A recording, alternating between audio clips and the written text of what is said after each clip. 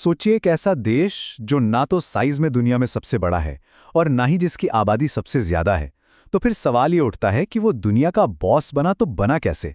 चलिए आज इसी दिलचस्प सवाल की तह तक चलते हैं। इसकी कहानी की शुरुआत होती है साल 1945 के एक बहुत ही अजीब वाकया से।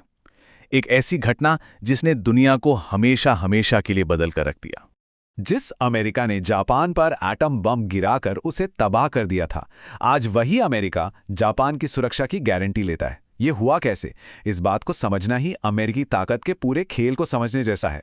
तो आइए एक नज़र डालते हैं अमेरिका की प्लेबुक पर और समझते हैं उन मेन पिलर्स को जिन पर इसकी पूरी ताकत टिकी हुई है। देखिए, अमेरिका की पावर के पीछे 4 बड़ी वजह हैं। पहली तो है इसकी ज्योग्राफी, जो इसे दुश्मनों से एकदम सेफ रखती है। दूसरी है इसकी आबादी।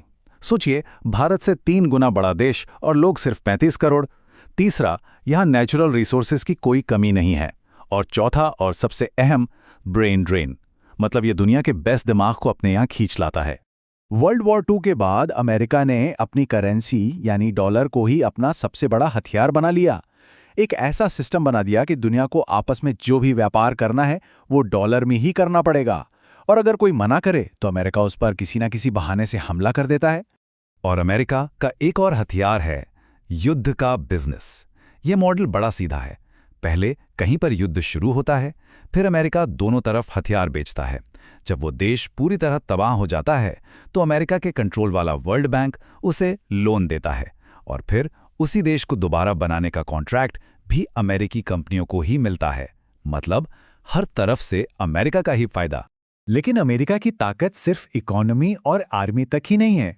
कुछ छिपे हुए तरीके भी हैं जिनमें CIA और इजराइल का नाम आता है। एक चौंकाने वाला दावा तो ये भी है कि इजराइल का नेतृत्व सीधे सीधे अमेरिकी राष्ट्रपति को कंट्रोल करता है।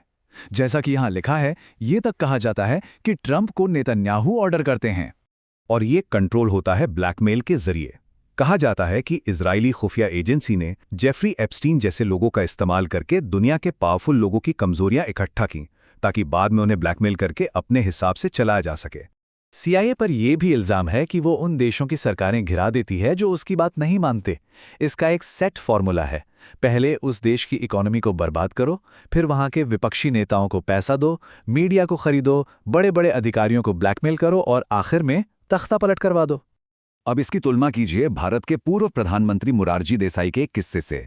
उन्होंने एक बार सीधा पाकिस्तान के प्रधानमंत्री को फोन करके बता दिया था कि हमें तुम्हारे सीक्रेट न्यूक्लियर प्रोग्राम के बारे में सब पता है। नतीजा ये हुआ कि हमारे 300 एजेंट पकड़े गए। इसे जियोपॉलिटिक्स में एक बड़ी भूल माना जाता है। तो अब देखते हैं कि इस ग्लोबल चेस बोर्ड पर, इस वैश्विक शतरंज के खेल में बाकी बड़ी ताकतें कहां खड़ी हैं। अमेरिका का सबसे बड़ा चैलेंजर है चीन, पर दोनों का खेलने का तरीका एकदम अलग है। जहां अमेरिका अपनी ताकत का ढिंडोरा पीटता है, वहीं चीन चुपचाप अपनी ताकत बढ़ाता है।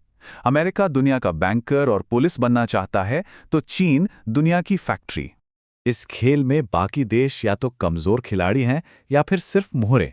रूस आर्थिक तौर पर कमजोर है, लेकिन पुतिन आज भी एक बड़ा खतरा है। चीन नॉर्थ कोरिया का इस्तेमाल जापान और साउथ कोरिया को परेशान करने के लिए करता है, और पाकिस्तान वो तो एक ऐसा मोहरा है जिसे अमेरिका और चीन दोनों अपने अपने फायदे के लिए इस्तेमाल करते हैं। तो इस पूरे विश्लेषण का निचोड़ क्या है? एक लाइन में, अमेरिका बहुत बदतमीज देश है। इसका मतलब यह है कि अमेरिकी फॉरेन पॉलिसी में सही गलत या सिद्धांतों की कोई जगह नहीं है, सिर्फ और सिर्फ अपना मतलब है। तो इस मुश्किल ग्लोबल शतरंज की बिसात पर भारत कहां खड़ा है?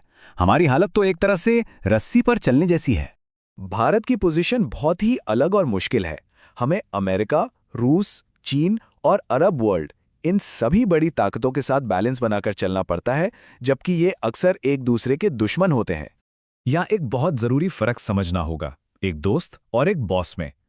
एक दोस्त जैसे कि रूस, वो आपको हथियारों पर शायद बेहतर डील ऑफर कर सकता है, लेकिन एक बॉस जैसे अमेरिका, वो आपको किसी और से डील लेने से रोक सकता है, मना कर सकता है। और यही हमें आखिरी और सबसे जरूरी सवाल पर ला खड़ा करता है। भारत के लिए अमेरिका एक दोस्त है या एक बॉस? इस सवाल का जवाब ही शायद भारत के भविष्य की दिशा तय करेगा। इस बारे में सोचने की जरूरत है।